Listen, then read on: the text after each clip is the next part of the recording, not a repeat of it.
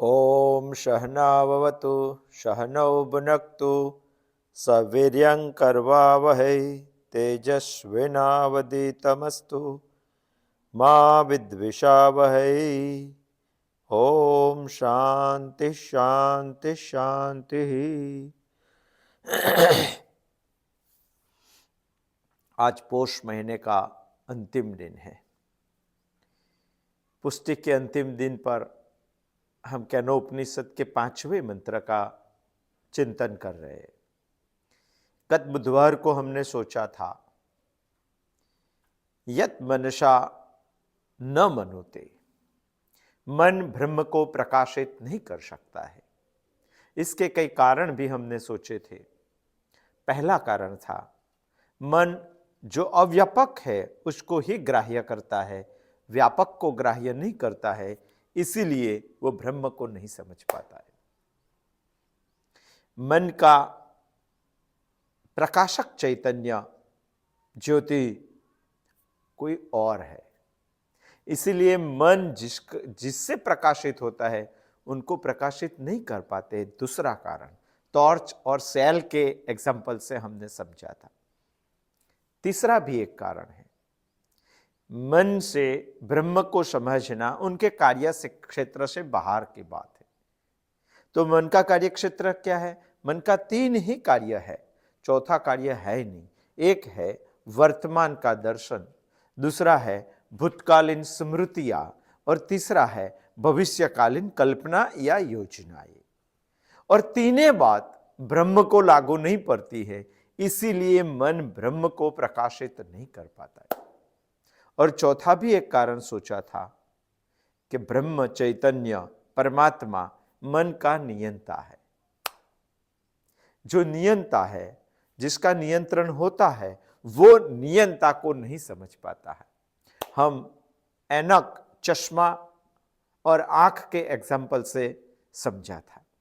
ये सारी बातें समझने के बाद इतना हमारे मगज में ऐसा हो जाता है कि हमें मन की क्या जरूरत है।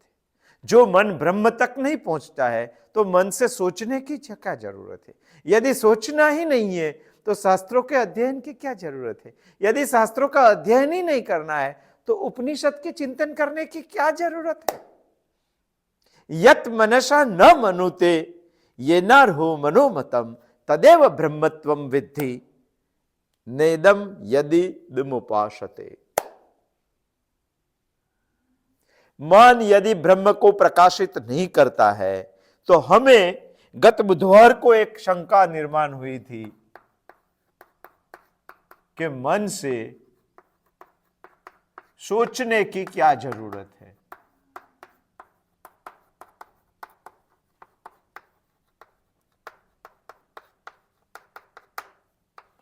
ये एक शंका हमने प्रदर्शित की थी, वो भी सही बात है। यदि मन से सोचना ही नहीं है, क्योंकि मन ब्रह्म तक पहुंचता नहीं है, तो ईश्वर ने हमें मन दिया क्यों दिया? हम सोचते हैं जो चैतन्य को मन की उपाधि लगती है, चैतन्य प्लस मन की उपाधि, उसी को ही बोलते हैं मनता।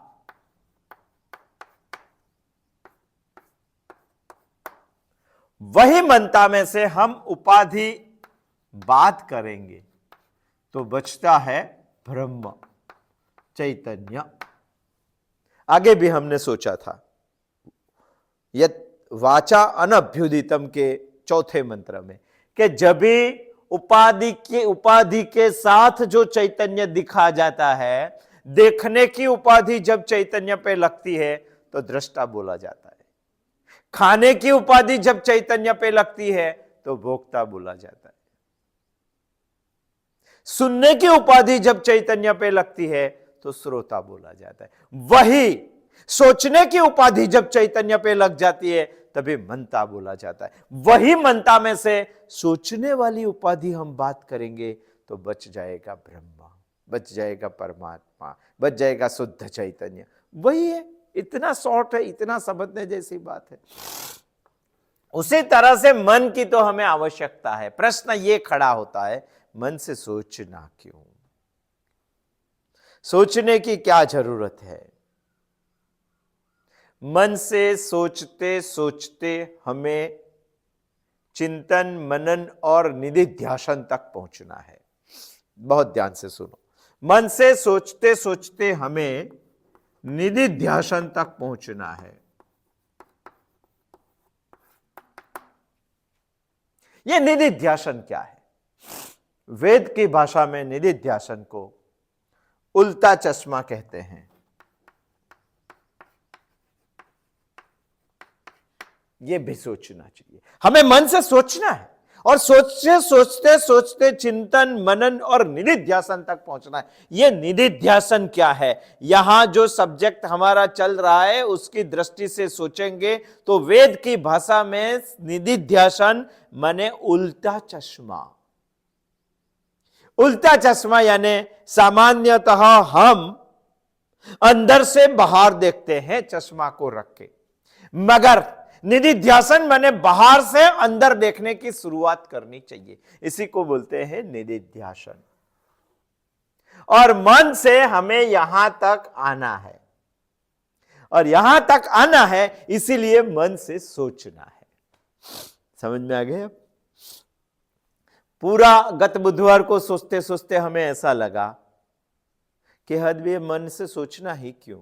हमें इसीलिए सोचना है कि मन से सोचते सोचते हमें निधिध्यासन तक पहुंचना है। निधिध्यासन का मतलब होता है उल्टा चश्मा। उल्टा चश्मा का मतलब होता है सामान्यतः लोग अंदर से बाहर दुनिया को देखते हैं, मगर उल्टे चश्मे में बाहर से अंदर देखना है, अंतर्मुख होना है, बहिर्मुख नहीं। उसी को ही निधिध्यासन बोलते। ये निधिध्यासन जब हम करेंगे तो हम ब्रह्म को समझ पाएंगे। इसलिए मन की भी जरूरत है, मगर मन ब्रह्म को नहीं समझ पाएगा। याद हमें यह समझना है कि उल्टा चश्मा माने क्या। पहले सुलटे चश्मे को देख लेते। पहले चैतन्य का सपोर्ट होता है मन को, मन का सपोर्ट होता है इंद्रिय को, इंद्रिय का सपोर्ट होता है चश्मे को, और चश्मा देखता है बाहर दुनिया में। ऐसा एक क्रम है। सोचो, एक है चैतन्य। चैतन्य का सपोर्ट है मन को, अंतःकरण को। अंतःकरण का सपोर्ट है इंद्रिय को, और इंद्रिया सपोर्ट देती है ऐनक को, चश्मा को, और चश्मा देखते हैं पूरे जगत को। ये अंदर से बाहर देखने की दृष्टि है, जिसको बोलते हैं सुलटा चश्मा। मगर हमें निधिध्यासन करना है तो उल्टा चश्मा करना है। उल्टा चश्मा यानी बाहर से अंदर देखना है। हमें सोचते सोचते सोचते मन को जगत के बारे में सोचना है। इंद्रिय की जगह है यहां चक्षु बताइए, आंख बताइए, तो अभी यही होता है। जगत के बारे में सोचना चाहिए। जगत कैसे है? मुझे दिखाई देता है इसीलिए जगत है, मगर मैं देखता कैसे हूं? तो जगत से आना चाहिए ऐनक पे, चश्मा पे। यदि चश्मा पे सोचते सोचते आपको ऐसे लगना चाहिए कि चश्मा की कीमत इसीलिए है क्योंकि इनके पीछे आंख है। यदि आंख नहीं रहती तो चश्मा की जीरो कीमत है। आप अंधे ही है तो ऐनक की क्या जरूरत है आपको?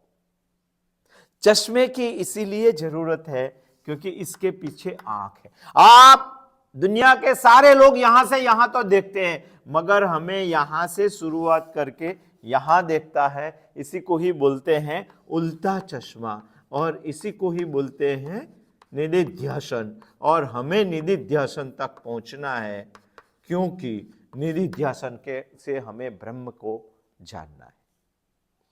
यदि हम आंख तक पहुंच गए, आंख है तभी चश्मे की कीमत है, मगर आंख की कीमत किस लिए है? आंख की कीमत मन से है। यदि मन नहीं होता तो आंख की कीमत नहीं होती। मगर मन भी कैसा है? मन की स्वयं प्रकाशित नहीं है। मन तो चैतन्य ज्योति से प्रकाशित है। हमें यहां से शुरुआत करके यहां तक पहुंचना है। सोचते सोचते सोचते चिंतन, मनन, निधिध्यासन तक पहुंचना है। यहां निधिध्यासन माने उल्टा चश्मा। उल्टा चश्मा माने जगत को सोचते सोचते सोचते हमें ब्रह्म तक पहुंचना है। इसीलिए हमें ये प्रक्रिया में मन की ताती जरूरियात है और मन को सोचने के लिए भी आवश्यकता है। ऐसा नहीं है कि मन फोगट का है, ब्रह्म को समझ नहीं सकता है तो मन फोगट का, ऐसा नहीं है। मन को ऐसा सोचने का तरीका होना चाहिए जो यहां से यहां तक आ जाए। इसीलिए अंदर से बाहर नहीं, बाहर से अंदर देखना है। इसीलिए मन की जरूरत तो है ही। यत मनसा न मनुते ये नारहु मनोमतम। उपनिषद ने दूसरी बात बताई। दूसरी बात को समझने का प्रयत्न हम आज करेंगे। पहली बात है मन ब्रह्म को प्रकाशित नहीं करता है। दूसरी बात है मगर मन जिससे प्रकाशित होता है वो ब्रह्म है। मन ब्रह्म को प्रकाशित नहीं करता है मगर ब्रह्म मन को प्रकाशित करता है। हमें इतना समझना है, मन तक पहुंच गए तो इतना समझना है मन में ताकत नहीं है ब्रह्म को समझाने की, मगर मन हमें समझ में आता है क्योंकि इसके पीछे ब्रह्म की ताकत है। वो हमें समझना है। ब्रह्म का सपोर्ट है मन को, ब्रह्म का सहकार है मन को। गुजराती भाषा में बोलेंगे तो ब्रह्म का तेका है मन को। किसके सपोर्ट से मन चल रहा है, किसके सहकार से मन चल रहा है? यदि ये मन नहीं सोचेगा तो मन क्षुद्र बन जाएगा। उसको सोचना पड़ेगा मैं किससे हूं, मैं किससे होने के लिए मैं हूं। ये मन को सोचना पड़ेगा। हमारे साथ कोई बड़ा आदमी है तो हमें समझना पड़ेगा कि ये हमारे साथ है, इसलिए हम हैं। यदि वो नहीं होता तो हम भी नहीं होते। मन को यह सोचने की आदत पड़नी चाहिए कि मैं ब्रह्म के सहकार से हूं। यदि ब्रह्म ने सहकार वापस ले लिया तो मैं नहीं हूं। ऐसा सोच के कितने बड़े चैतन्य का, कितने बड़े तत्व का मुझे सपोर्ट है, वो मन को सोचना चाहिए। यानी मन को हमें दैवी बनाना है। देखो ये सारी प्रक्रिया हम चला रहे हैं। यत मनसा न मनुते ये नारहु मनोमतम। ब्रह्म के सहकार से मन चल रहा है। मन ब्रह्म को प्रकाशित नहीं करता है मगर मन जिससे प्रकाशित होता है उसी को ही तू ब्रह्म समझ, ऐसा उपनिषद बोल रहे। तदेव ब्रह्मत्वम विद्धि नेदम यदि उपासते। उसके हुई ब्रह्म समझना है। मन दैवी होना चाहिए। इसीलिए दैवी होना चाहिए क्योंकि चैतन्य के सपोर्ट से चल रहा है। बहुत सोचने जैसी बात है, बहुत स्पष्ट करके सोचना चाहिए। मन दैवी होना चाहिए। दैवी माने क्या होना चाहिए? दैवी माने मन समाधानी होना चाहिए। यदि आगे आप बोलेंगे कि समाधानी माने क्या, समाधानी माने मन आंदोलन रहित होना चाहिए।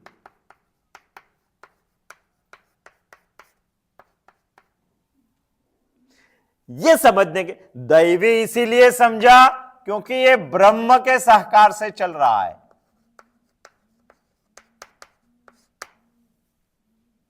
मन ब्रह्म के सहकार से चल रहा है, इसीलिए मन दैवी होना चाहिए। दैवी माने मन समाधानी होना चाहिए। समाधानी माने मन आंदोलन रहित होना चाहिए। मन हमेशा आंदोलित रहता है। आंदोलित किससे रहता है? सुख और दुख, दो चीजों से मन आंदोलित रहता है। कभी सुख आया तो उछल गया, कभी दुख आया तो दब गया। मन आंदोलित रहता है। यह आंदोलित नहीं होना चाहिए। यदि आंदोलन नहीं हुआ उसमें तो मन समाधानी बनेगा। जो मन समाधानी बनेगा उसको दैवी कहते हैं। यानी हमें बहुत शॉर्ट में सोचना है तो मन प्रसन्न होना चाहिए। इसीलिए हम अभी सोच रहे हैं कि दैवी माने क्या? दैवी माने प्रसन्नता। श्रीमद् भगवत गीता के दूसरे अध्याय में भगवान ने बताया है प्रसन्नस्तु प्रसादस्तु प्रसन्नता। ये अंतिम प्रसन्नता है। वो प्रसन्नता हमें आनी चाहिए। मन की 3 स्थितियां है, मन की 3 स्थितियां है, हमें सोचनी चाहिए।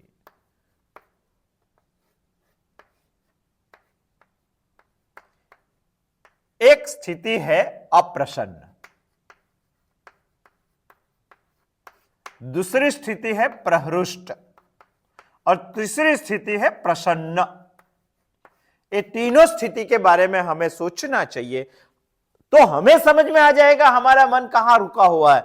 हमें वास्तव में यहां आना है, क्योंकि यहां इसीलिए आना है, मन को यह समझाना है। यत मनसा न मनुते, ये बात तो हमने समझ ली। ये नारहुम मनोमतम, ये बात भी हमें समझनी है, इसीलिए ये पूरा चक्र हम चला रहा है। प्रसन्न होना चाहिए। प्रहरुष्ट माने क्या? अप्रसन्न माने क्या? अप्रसन्न माने मन तभी अप्रसन्न होता है जब इसमें दुख आता है। दुनिया में जिसको वो दुख समझता है, वो दुख जब भी सामने आ जाता है तभी मन अप्रसन्न रहता है। तो प्रहरुष्ट कब रहता है? प्रहरुष्ट यानी क्षणिक प्रसन्नता, परमानेंट प्रसन्नता नहीं। प्रहरुष्ट कब रहता है? जब भी मन को क्षणिक सुख लगता है तभी मन प्रहरुष्ट हो जाता है। और प्रसन्न कब होता है? जब भी मन में सुख या दुख दोनों रहित हो जाता है। दोनों नहीं होता है, सुख भी नहीं होता है, दुख भी नहीं रहता है। जब भी ये दोनों की रहित की स्थिति आ जाती है तभी मन समाधानी बनता है, मन दैवी बनता है, मन प्रसन्न हो जाता है। उसी को ही गीता कहती है प्रसाद अष्टु प्रसन्नता। हमें यहां पहुंचना है क्योंकि हमें ब्रह्म का सपोर्ट है। यदि ब्रह्म का सपोर्ट है तो मन दैवी बनना चाहिए। दैवी यानी समाधानी, समाधानी यानी आंदोलन रहित, आंदोलन रहित यानी प्रसन्न। यहां तक हमें पहुंचना है। तो पहले यह सोचना चाहिए कि हमें अप्रसन्नता मन में आती क्यों है, मन अप्रसन्न क्यों बन जाता है। मन अप्रसन्न बनने का एक कारण है सुख या दुख की सच्ची समझ नहीं होती है, तभी मन अप्रसन्न हो जाता है। सबसे ज्यादा अप्रसन्न रहने का कारण, सबसे ज्यादा अप्रसन्न रहने की जगह मन की नागरी संस्कृति है। नागरी संस्कृति माने शहर की संस्कृति। जंगल में मन ज्यादा प्रसन्न रहता है, शहर में मन सबसे ज्यादा अप्रसन्न रहता है, सबसे ज्यादा। जब भी शहर में रहते हैं तभी मन में हमेशा एक चीज रहती है, मैं चाहता हूं वैसे शहर चलता नहीं है। मुझे बार बार शहर में रहने वाले लोगों की क्षतियां दिखाई देती है। शहर में जब भी रहते तभी बार बार मन में ऐसा रहता है मेरा कोई मानता नहीं है। क्योंकि आप शहर में रहते, सुबह में दूध वाला भी लेट आया, चाय नहीं बनी तो मन अप्रसन्न। कोई काम करने के लिए कंप्यूटर पे आप बैठ गए, टर्निंग पॉइंट आपका काम करने का आ गया और बिजली चली गई तो मन अप्रसन्न। पानी नहीं आया और बर्तन लेके पानी की लाइन में खड़ा रहना पड़ा तो मन अप्रसन्न। कितनी सारी बातें आती है। बहुत सारे दुख शहर में आते हैं, बहुत सारे दुख। कम से कम दुख जंगल में आता है। आप ऐसा नहीं सोचते कि मैं सोचता हूं ऐसे सृष्टि चलती नहीं है, मेरे कहने से पेड़ पौधे खिल रहे हैं क्या, मेरे कहने से पवन आ रहा है, मेरे कहने से सूर्य निकल रहा है, ऐसा आपको लगता ही नहीं है। जब भी जंगल में रहेंगे तो सृष्टि मेरे कहने से नहीं चल रही है। जंगल में रहेंगे तो ऐसा ही लगता है कि मेरा कोई नहीं माने तो नहीं माने, क्योंकि ये सब मेरे कंट्रोल में नहीं है। जंगल में रहे तो ऐसा ही लगता है सबसे ज्यादा क्षति आप जंगल के सृष्टि के निकाल सकते हैं।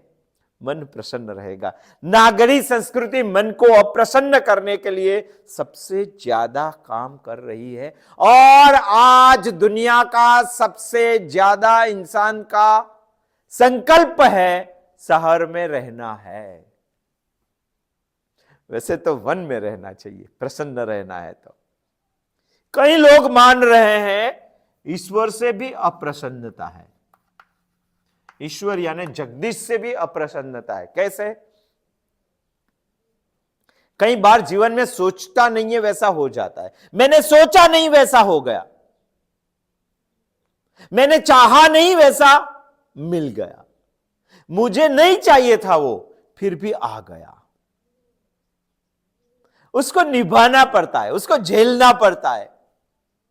मगर वास्तव में ये ईश्वर की गलती नहीं है, हमारे कर्मों की गलती है। वो हमें समझ नहीं है, हमें समझ नहीं है, यानी हमें ये सभी चीज के बारे में अज्ञान है। अज्ञान है, इसीलिए तो अप्रसन्नता है। देखो कितने सीक्वेंस में चल रहे हैं हमने तो सोचा है, मन के बारे में हमारी शंका थी, ये शंका निकालने के लिए शास्त्र बता रहे उल्टा चश्मा की तरह मन से सोचना चाहिए, और सोचेंगे तभी मालूम पड़ेगा कि ब्रह्म का सपोर्ट मन को है। ये ना रहो मनोमतम, ये ना रहो मनोमतम, ब्रह्म का सपोर्ट है मन को। यदि सपोर्ट है तो मन ऐसा बनना चाहिए, दैवी बनना चाहिए। दैवी माने समाधानकारी बनना चाहिए, समाधानकारी माने आंदोलन रहित बनना चाहिए, आंदोलन रहित माने प्रसन्न बनना चाहिए। प्रसन्न माने मन की तीन स्थितियां है, अप्रसन्नता, प्रहृष्टता और प्रसन्नता। ये तीन में से हमें ये स्थिति को चुनना है। यदि ये स्थिति को चुनना है तो पहले हमें यह सोचना पड़ेगा कि हमारा मन अप्रसन्न क्यों रहता है। हमारा मन अप्रसन्न रहने का इतने कारण है। हमारा मन अप्रसन्न इसीलिए है कि इसमें सबसे बड़ा चौथा एक कारण है अज्ञान। हमें नहीं समझ में आता है सुख क्यों आता है, दुख क्यों आता है। हमें समझ में नहीं आता है नागरिक संस्कृति में हमें क्यों रहना चाहिए, और हमें समझ में नहीं आता है हमारे जीवन में सबसे ज्यादा परिणाम देने की ताकत ईश्वर में है या कर्म में है। इसीलिए हमें अज्ञान है, अज्ञान से अप्रसन्नता खड़ी होती है। तो सीधी बात है, हमें तो यहां पहुंचना है। यदि आपको यहां पहुंचना है तो ज्ञान चाहिए, इससे आती है प्रसन्नता। सीधी बात है, ज्ञान से प्रसन्नता आती है। ज्ञान से दो बातें हमें सिखाई जाती है। यही नगरी में हमें रहना है, यही लोगों के साथ रहना है। तो रहना है तो हमें दो बातें समझ लेनी चाहिए। यदि दो बात समझ में आ गई तो ज्ञान अप्लाई हो गया ऐसा मान लेने का। दो बातें करनी ही पड़ती है। नगर में रहना है तो सबके साथ रहना है, तो सबके साथ रहना है तो दो बातें हमें करनी पड़ती हैं। एक है क्षमा और दूसरा है तितिक्षा। क्षमा क्यों? क्योंकि जब भी सब लोगों के साथ रहते हैं तो कई लोग हमसे बड़े होते हैं और कई लोग हमसे छोटे होते हैं। जो हमसे छोटे हैं वो भूल करेंगे ही, क्षतियां करेंगे ही। हमें सोचना ही पड़ेगा, हमारे मन को आदत डालनी ही पड़ेगी। जब भी हमसे छोटे लोग गलतियां करते हैं तभी हमारा मन अप्रसन्न हो जाता है। मगर मन को प्रसन्न रखने के लिए उनकी गलतियां के प्रति हमें क्षमा करनी ही पड़ेगी। छोटे लोग तो रहेंगे ही, जैसे पति पत्नी में पत्नी छोटी है, गलती हुई तो पति से उनको क्षमा करनी ही पड़ेगी। वैसे सोचेंगे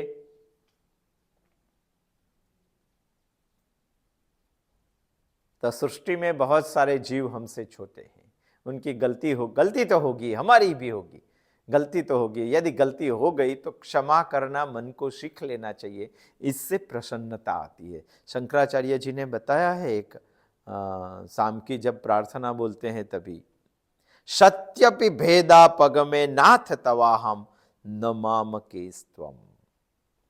मैं ईश्वर से छोटा हूं, मगर ईश्वर से भिन्न नहीं हूं। सत्यपि भेगदा पग में नाथ तवा हम न माम किस्तम। हे ईश्वर, मैं तेरा हो सकता हूं, तू मेरा नहीं। सामुद्रो ही तरंग, तरंग समुद्र का हो सकता है, समुद्र तरंग का नहीं। बहुत अच्छी बात है, समझने जैसी बात है। हमें क्षमा करना सीखना ही चाहिए, तभी मन प्रसन्न रहेगा। और क्षमा हमेशा ज्ञान से आती है, हमें ये ज्ञान प्राप्त करना ही पड़ेगा। इस दुनिया में हमसे बड़े भी होंगे, हमसे छोटे भी होंगे, जो जो हमसे छोटे हैं उसको क्षमा करना हमें सीखना पड़ेगा। यदि सीख जाएंगे तो मन की आंदोलनकारिता कम हो जाएगी, मन प्रसन्न हो जाएगा। सिर्फ क्षमा नहीं, दुनिया में बहुत सारे लोग हमसे बड़े भी हैं, जो बड़े हैं उसको सहन करना सीखना पड़ेगा। उसकी आज्ञा का पालन हमें करना ही पड़ेगा, आज्ञा माननी ही पड़ेगी, उसकी आज्ञा के अनुसार हमें काम करना पड़ेगा। बड़े तो होते हैं, पति पत्नी में पति बड़ा है तो पत्नी को सुनना पड़ता है, और पत्नी वैसे काम करती भी है, उसकी आज्ञा को मानना ही पड़ता है। हमारे मन को दो आदत डालनी ही पड़ेगी। एक, हमसे छोटा है तो क्षमा सीख लेनी चाहिए। दूसरा, हमसे बड़ा है तो आज्ञा उसको पालना सीख लेना चाहिए, उसी को ही तितिक्षा बोलते हैं। हमें ना पसंद हो फिर भी आज्ञा का अनुसरण करना ही पड़ता है। आज्ञा का पालन करना सीख लिया तो हमारा मन कभी भी अस्वस्थ नहीं होगा। तितिक्षा माने मन को स्वस्थ करना। यदि हमने ऐसा सोच लिया कि सृष्टि में मैं सबसे छोटा हूं, यदि ऐसा आपने समझ लिया तो आप क्षुद्र रहेंगे, क्षुद्र बन जाएंगे। मैं सृष्टि में क्षुद्र नहीं हूं और ईश्वर जितना बड़ा भी नहीं हूं। मैं सृष्टि में सबसे छोटा क्षुद्र नहीं हूं और ईश्वर के सामने ईश्वर जितना बड़ा भी नहीं हूं। ऐसी बात आपने सीख ली, उसी को ही बोलते हैं, मन को जिनकी आदत हो गई उसी को ही बोलते हैं अस्मिता। क्षमा plus Titiksha is equal to प्रसन्नता। मुझे तो सीखना है, मन को दैवी बनाना है, समाधानी बनाना है, आंदोलन रहित बनाना है, यानी प्रसन्न करना है।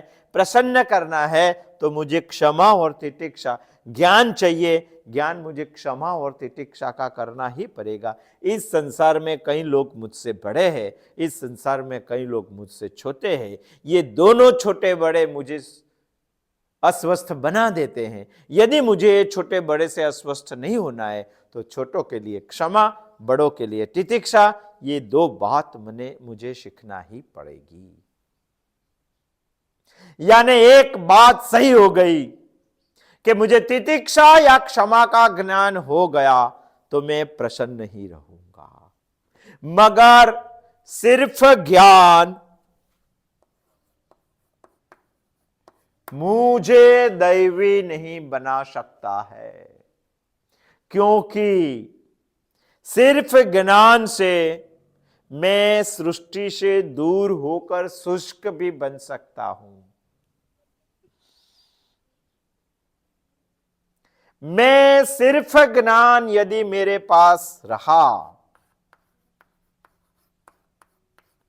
तो सिर्फ ज्ञान से मैं सृष्टि से दूर होकर शुष्क बन सकता हूं। दूसरी बात, यदि शुष्क बन गया तो ईश्वर से दूर होकर मैं क्षुद्र भी बन सकता हूं।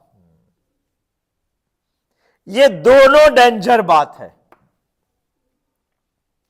सिर्फ ज्ञान हुआ तो सृष्टि में मैं शुष्क बन सकता हूं, और सिर्फ ज्ञान हुआ तो ईश्वर से दूर होकर मैं क्षुद्र भी बन सकता हूं। ये दोनों से यदि आपको मुक्ति मिलानी है तो ज्ञान के साथ दूसरी एक बात चाहिए।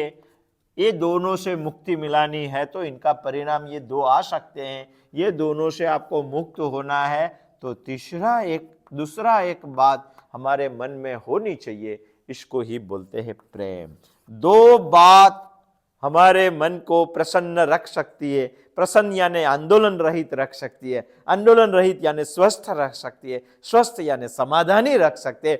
तभी हमारा मन दैवी बन सकता है, जब भी हमारे मन में ज्ञान और प्रेम दो बातें आनी चाहिए। दो बातें आनी चाहिए। क्या चीज है प्रेम?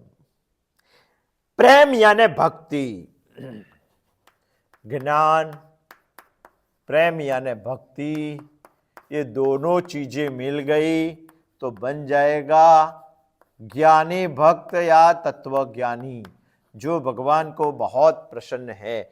इसको ज्ञानी भक्त भी बोला जाता है।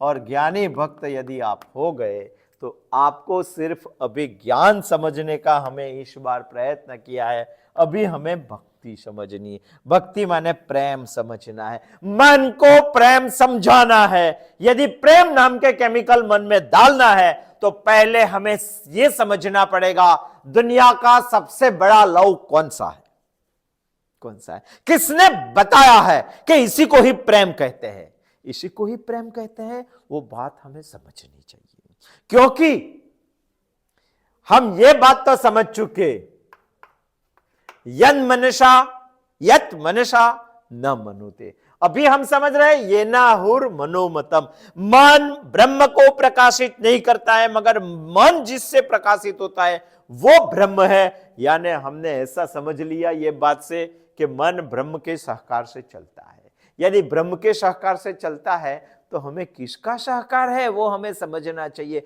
यदि हमें इसका सहकार समझ में आ गया तो मन दैवी होना चाहिए। दैवी यानी समाधानी, समाधानी माने स्वस्थ, स्वस्थ यानी आंदोलन रहित, आंदोलन रहित माने प्रसन्न।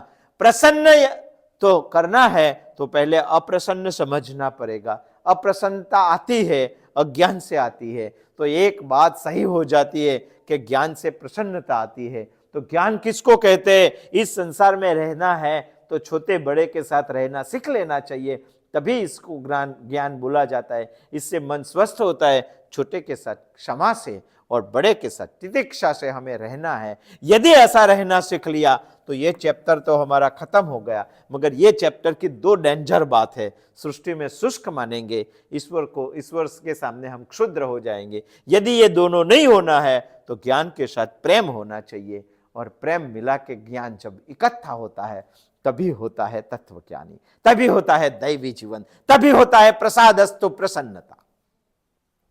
यदि हमें ज्ञान समझ में थोड़ा बहुत आता है तो प्रेम क्या चीज है, दुनिया का सबसे बड़ा प्रेम कौन सा है, कौन कौन सी चीज आती है जिसमें ये दुनिया का सबसे बड़ा प्रेम कहलाता है, वो हमें समझना है।